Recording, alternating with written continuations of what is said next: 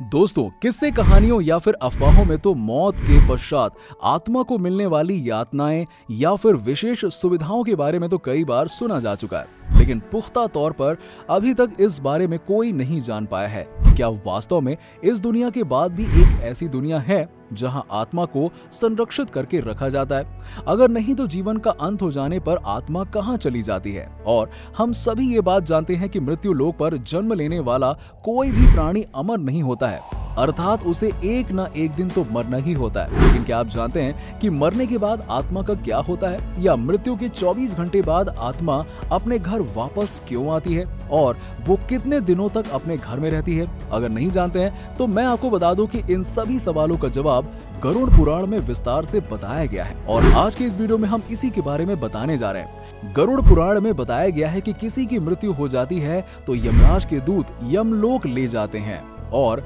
जहां उसके पाप और पुण्य का लेखा जोखा किया जाता है। फिर 24 घंटे के अंदर यमदूत प्राणी की आत्मा को उसके घर छोड़ जाते हैं। यमदूत के द्वारा वापस छोड़े जाने के बाद मृतक की आत्मा अपने परिजनों के बीच ही भटकती रहती है और परिजनों को पुकारती रहती है, लेकिन उसकी आवाज कोई नहीं सुनता। ये देख मृतक की आत्मा बेचैन हो जाती है और जोर जोर से चिल्लाने लगती है। तभी उसकी आवाज को कोई नहीं सुनता है। इसके बाद मृतक की आत्मा अपने शरीर में घुसने की कोशिश भी करती है, लेकिन यमदूत के पास बंधे होने के कारण वो मृत शरीर में प्रवेश नहीं कर पाती है। इसके अलावा गरुड़ पुराण में बताया गया है कि किसी की मृत्यु हो जाने पर जब उसके परिजन रोते बिलखते हैं तो ये देख मृतक की आत्मा दुखी हो जाती है, लेकिन वो कुछ कर नहीं पाती और लाचार होकर अपने जीवन काल में किए गए कर्म को याद करके वो भी दुखी हो जाती है। गरुड़ पुराण की माने तो जब यमदूत मृतक की आत्मा को उनके परिजनों के बीच में छोड़ जाते हैं तो उसके बाद उस आत्मा में उतना बल नहीं रहता कि यमलोक की यात्रा तक कर सके। गरुड़ पुराण के अनुसार किसी भी मनुष्य की मृत्यु के बाद 10 दिनों तक पिंडदान किया जाता है। उससे मृत आत्मा के विभिन्न अंगों की रचना होती है और फिर 11वें 12वें बार के दिन में पिंडदान किया जाता है। उससे मृतक की आत्मा रूपी शरीर का मांस और त्वचा का निर्माण और 13वें दिन पित्तक के नाम से पिंडदान किया जाता है। उससे ही वो यमलोक की यात्रा तय करती है। अर्थात मृत्यु के पश्चात 13 दिनों तक जो मृत आत्मा के नाम से पिंडदान किया जाता है, उसी से आत्मा को मृत्यु लोक से यमलोक जाने का बल मिलता है। इसीलिए गरुड़ पुराण में बताया गया है कि जब किसी मनुष्य की मृत्यु हो जाती है तो उसकी आत्मा 13 दिनों तक अपने प्रियजनों के बीच भटकती रहती है और दोस्तों उसके बाद मृतक की आत्मा मृत्यु लोक से यमलोक के सफर पर निकल पड़ती है दोस्तों, जिससे उसे पूरा करने में 1 साल यानी कि 12 महीने का वक्त लगता है। मान्यता के अनुसार 13 दिनों तक किया गया पिंडदान बस 1 वर्ष तक आत्मा के लिए भोजन का सामान होता है। अब आपके मन में सवाल उठ रहा होगा कि अगर मृतक की आत्मा के मृत पिंडदान नहीं दिया गया तो क्या होगा?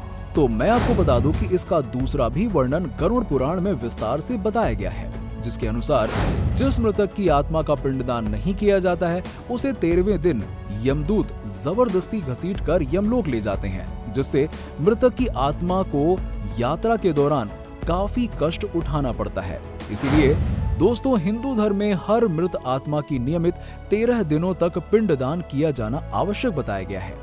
इन सबके अलावा गरुड़ पुराण में बताया गया है कि 13वें दिन मृतक के परिजनों के लिए किया जाने वाला काम कर्ज लेकर किया जाए तो मृत आत्मा को शांति नहीं मिलती। यदि आत्मा को इन बातों का बड़ा ही कष्ट होता है, मन ही मन सोचता है कि काश मैं ये अकेले ही ये कष्ट भोगता। दोस्तों साथ ही गरुड़ पुराण में यह भी बताया गया है कि जो मृतक के परिजनों को कर्ज लेकर मजबूर करता है, ऐसे इंसान को यमराज कभी भी क्षमा नहीं करते और उसके मृत्यु के बाद कई तरह के यात्रा जनों को कर्ज लेकर मजबूर करता है।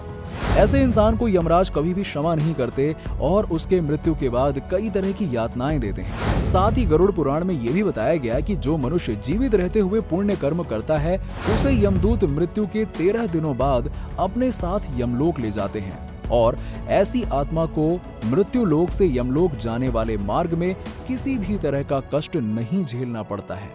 वहीं जब मनुष्य अपने जीवन काल में बुरे कर्म करता है तो यमदूत पूरे रास्ते कई तरह की यातनाएं देते हैं। इसके बाद पुण्य आत्मा यमलोक पहुंचती है तो यमराज उसे स्वर्गलोक भेज देते हैं। दोस्तों, जबकि पापी आत्मा को किए गए बुरे कर्मों की सजा भुगतने के लिए नर्क भेजते हैं और सजा पूरी होने के बाद आत्मा को नियमित रूप से वापस मृत्यु लोक भेज देते हैं। तो दोस्तों, आत्मा और मृत्यु के बारे में तो आपको समझ आ रहा होगा कि आखिर मृत्यु के 24 घंटे बाद आत्मा अपने घर वापस क्यों आती है।